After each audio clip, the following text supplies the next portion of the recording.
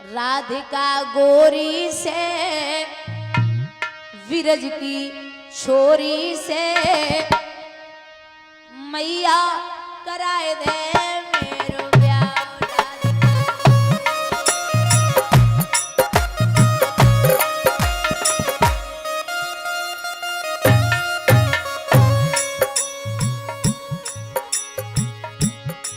मैया बोली लाला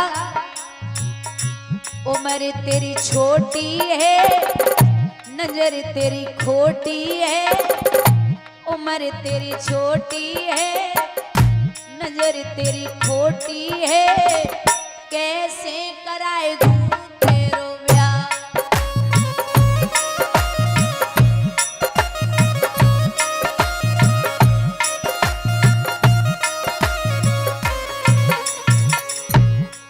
तो भगवान धमकी दे के बोले अगर ब्याह ना हो ना तो हम क्या करेंगे। बोले कहा जो नहीं ब्याह करावे तेरी गैया नाए चराऊं।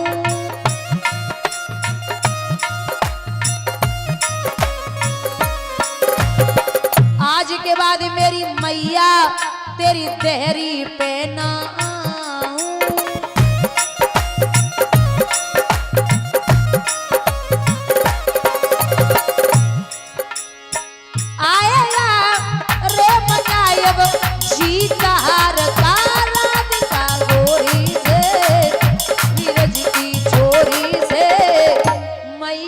कराए दे मेरो ब्याह।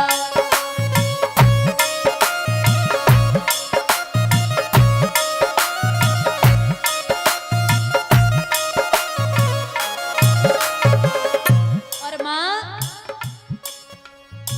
चंदन की चौकी पे मैया तो को बैठाऊं।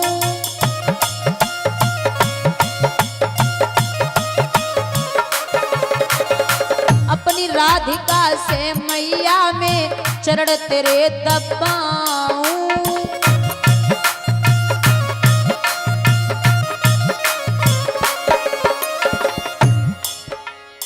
भोजन में बनवाऊंगा अब 56 प्रकार के। राधिका गोरी से विरज की छोरी से मैया कराए दे मेरो ब्याह।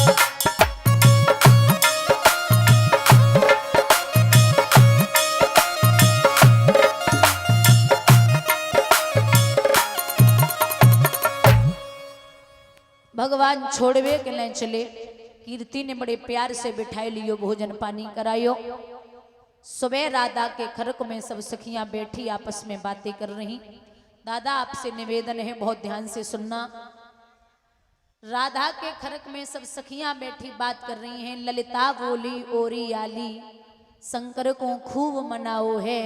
उन मन मोहन के जिमावे को श्यामा को दूध जमाओ है। सीला बोली ओरी गुइया कोरी धोनिया सजाई है। उन मन मोहन के जिमावे को दामा पे खबर पठाई है। आज कृष्ण मेरे घर पे आवेंगे। आपस में बातें कर रही तब तक एक बहू दादा लंबो घूंघट मारे बैठी बनाए बोली रही। तो सखियन ने पूछी है तुमने भगवान को नाए देखो कहा। तो बहू जवाब दे रही कछु मत पूछे बहना। क्यों आली हम तो बड़े दुर्भाग्यशाली हैं। अरे हुआ क्या है। बोले बहना ये जो बहू है ना ये ब्रज में एक सखा था जिसका नाम था सुंदर। और ये सुंदर की पत्नी थी माधवी। पहले शादी के 5 साल बाद विदा होती थी। तो सुंदर की पत्नी विवाह के 5 साल तक अपने मायके में रही। तो माधवी की मां ने यह सिखाया कि तू ब्रज की बहू है, ब्रज में किसी से भी बात करना, लेकिन एक कृष्ण नाम का सखा होगा ग्वाल होगा उससे कभी बात मत करना। बोले क्यों मैया। बोले तू उससे बात करेगी तो ये समझ ले तू उसी की होके रह जाएगी, उससे बात नहीं करनी। अच्छा ये कह दिया माँ ने कि तू वो छलिया है उसी की होके रह जाएगी, लेकिन ये नहीं कहा कि वो साक्षात ब्रह्म है।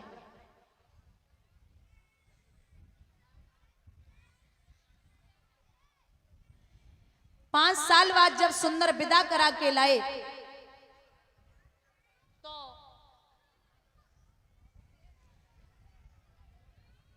पालकी में बैठी थी माधवी। बीच रास्ते में कृष्ण ने रास्ता रोका, सुंदर से बोले भैया विदा करा के लाए हो, मैंने सुना भाभी आई है। बोले हाँ हाँ बिल्कुल आई है। बोले तो मुंह नहीं दिखाओगे क्या? बोले अरे बिल्कुल दिखाएंगे, जाओ पालकी में बैठी है, आप अच्छे से मुख देख के आओ। अब कृष्ण जब माधवी का मुख देखने के लिए चले, दादा ध्यान से सुनना, तो पालकी की जब पर्दा हटाई, भगवान ने प्रणाम कियो है, भाभी प्रणाम करता हूं, जरा मुख दिखाइए, हमें भैया सुंदर ने भेजा है। तो माधवी मुख खोलने ही वाली थी, तब तक कृष्ण चिल्ला के बोले अरे ओ भाभी जल्दी मुख दिखाइए, हमारी गैया निकली जा रही, मैं यशोदा को छोरा कृष्ण हूं। जो सुनी कि जे कृष्ण है तो माँ की बात याद आई कि मेरी मैया ने कहा था कि किसी को भी मुख दिखाना, लेकिन कृष्ण वो छलिया है, उसे कभी अपना मुख नहीं दिखाना। भगवान दूसरी बार बोले भाभी मुख दिखाइए, हमसे नाराज हैं क्या? नहीं खुला। तीसरी बार भगवान ने कहा भाभी आप मुख दिखा दीजिए, अगर आज आपने मुख नहीं दिखाया तो ये कृष्ण आपसे वादा करता है कि जीवन में कभी अपना चेहरा आपको नहीं दिखाएगा। इतना कहकर के प्रभु चले आए, लेकिन माधवी ने मुंह नहीं खोला। अभी कहावत सुनी होगी कि वृंदावन में रहोगे तो राधे राधे कहोगे। एक तो वो ब्रज की बहू है और दूसरा कृष्ण के परम मित्र हैं जो हैं सुंदर, उनकी पत्नी है। अब दिन रात हरे कृष्ण हरे कृष्ण हरे कृष्ण हरे कृष्ण हरे कृष्ण होता है दिन रात। एक दो महीने तो माधवी ने काट लिए, लेकिन एक दो महीने बाद भगवान ने सोचा कि अपनी कृपा तो दिखानी है, तो भगवान ने 2-3 महीने बाद उस माधवी के नेत्र खोले। रात्रि के 12 बजे जमुना जी से पानी भर के लाती थी गोपियां, ये माधवी साथ में जाती थी, लेकिन एक रात 12-1 बजे प्रभु ने नेत्र खुलवाए और उसने मटकी उठाई और लेकर के जमुना जी पे रात्रि के 1 बजे पहुंची। जो मटकी माताओं माधवी रोज उठाती थी, वो मटकी माधवी से पूरी ताकत लगा के भी नहीं उठ रही। अब चारों तरफ देख रही कोई सखी आ जावे तो मटकी उठावे, लेकिन दिक्कत ये है कि रात्रि के 1 बजे को आवे। तब तक कृष्ण स्वयं पायलों की आवाज करते हुए पहुंचे। अब माधवी को लगा कोई बड़ी बूढ़ी गोपी है, सो लंबो सो घूंघट मार लियो। कृष्ण पहुंचे, धीरे से बोले मटकी ना उठ रही का? बोले नहीं। मैं हाथ लगाऊं? बोले जी। अब माधवी घूंघट में है, कृष्ण इस प्रकार से हाथ बढ़ाते गए बढ़ाते गए बढ़ाते गए, ऐसे माधवी को खड़ा करके चली आई, ऐसी खड़ी मटकी लेके। अब सोचिए 5 बजे गोपियां जब जल भरने के लिए पहुंची तो वो 2-3 महीने पहले से आई बहू ऐसी खड़ी देखी तो जवाब दियो बेना जाको कौन सी बीमारी है गई जो तो अबे आई है 2-3 महीना पहले, तनिक जाको देखो का दिक्कत है। सो धक्का मारो, माधवी मुंह के बल जमीन पे गिरी।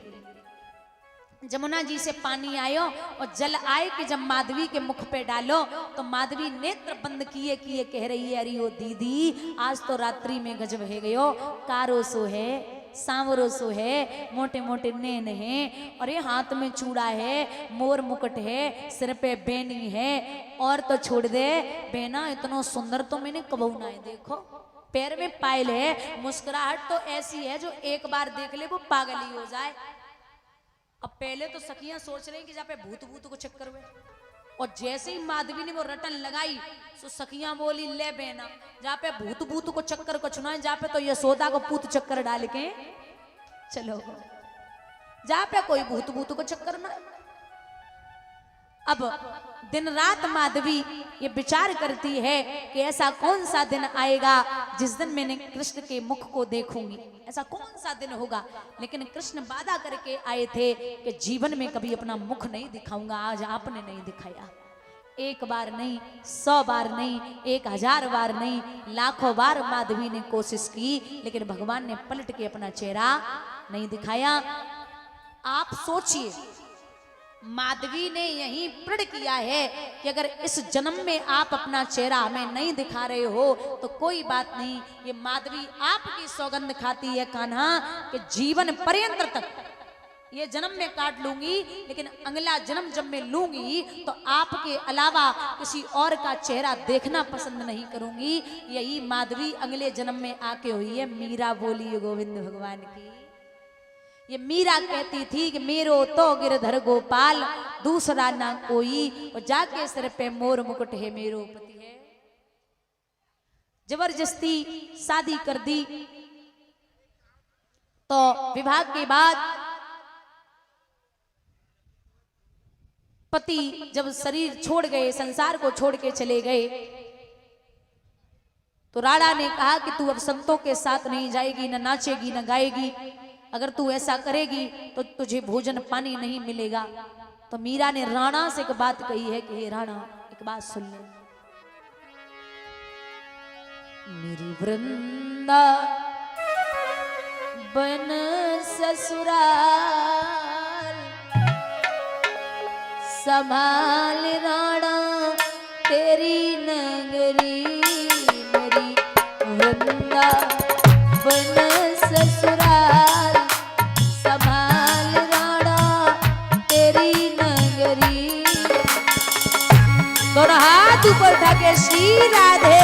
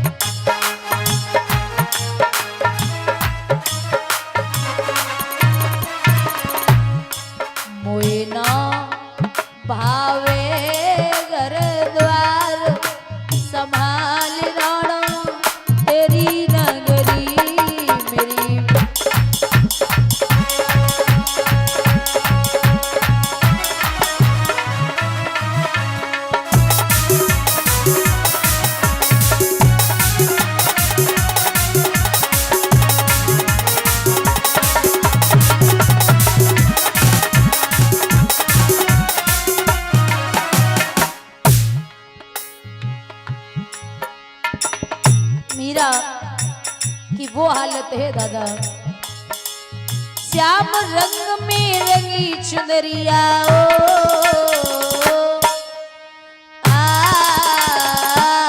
मीरा दीवानी हो गई रे। मीरा मस्तानी हो गई हो। मीरा दीवानी हो गई रे। मीरा मस्तानी हो गई। दोनों हाथ ऊपर उठा के हरि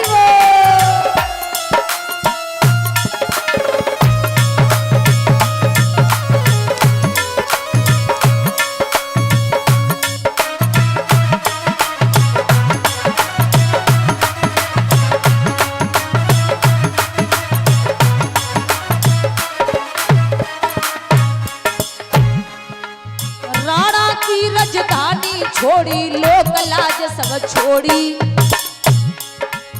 राणा की राजधानी छोड़ी लोक लाज सब छोड़ी। रंग के श्याम के रंग में चूनर मीरा जी